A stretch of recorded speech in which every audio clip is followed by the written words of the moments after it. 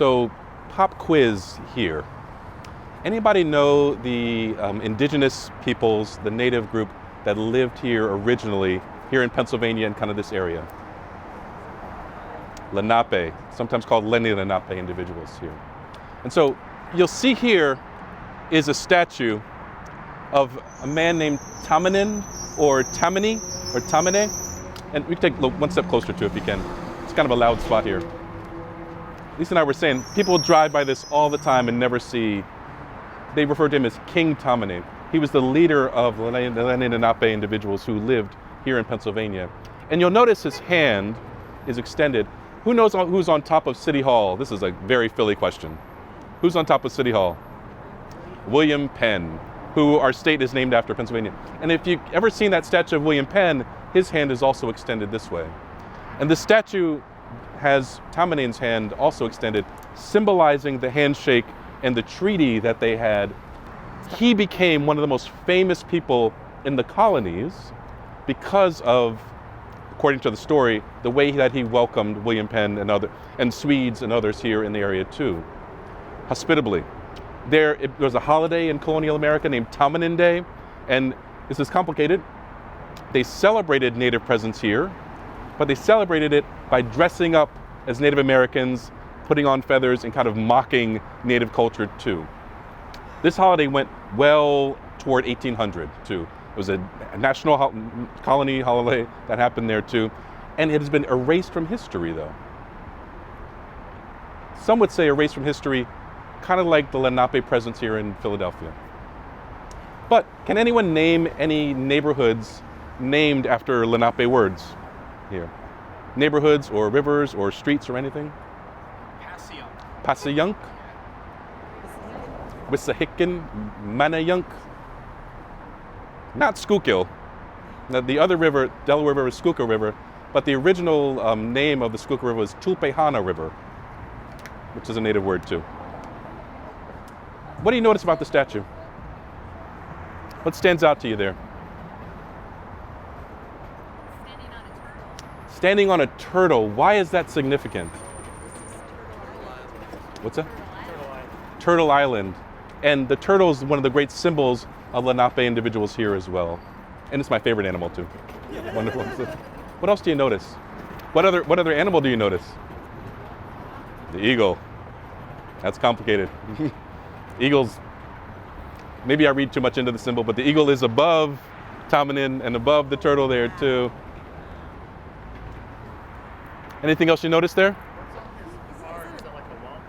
That's a good question. It is a belt, and the belt symbolizes the peace treaty between the Lenape and the colonists who were here as well. So, very good question. Can I ask it? Please. I just want to. One of the big questions that I was taught to ask is, what is the meta-narrative? What's the overarching narrative? Are you about to go there? No, come on with it. What is the meta-narrative that these monuments are trying to tell you? What are the people in power who erected these monuments trying to tell you through the monument? What I get from this is, it's all good. It's all good. You know, the eagle's here, we have a treaty, he's welcoming, we're all good. But they're also all erased. So let that sit with you. It's a powerful comment when you think about all the statuary in our country after the Civil War, too, and the message that those statues try to send, and what statues aren't up there, too. Right. We thought it important to make one of our first stops here as well. One of the things that our world has begun to do lately is have land acknowledgements. And so, in a small way, this is meant to kind of be a sort of land acknowledgement during our pilgrimage, that all of this land once wasn't called Philadelphia. This once wasn't called Pennsylvania, once wasn't called the United States of America. It was called Lenapehoking. And there are still Lenape individuals who live here. Many moved to Oklahoma, but there's still Lenape individuals here in this state. Even as much as it's been erased, the grandfather tribe lives on in a lot of ways.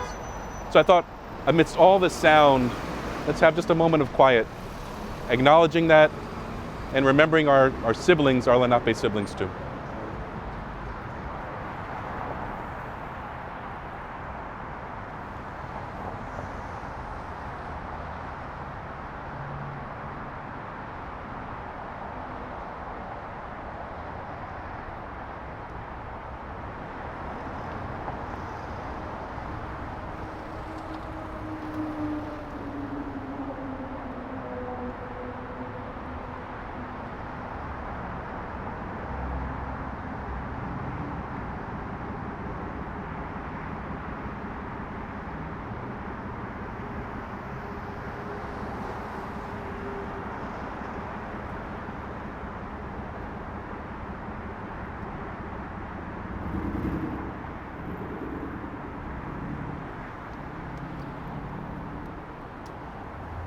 There's a lot more to say about the Native experience here in Pennsylvania and how the borders of what Philadelphia and Pennsylvania are were decided too.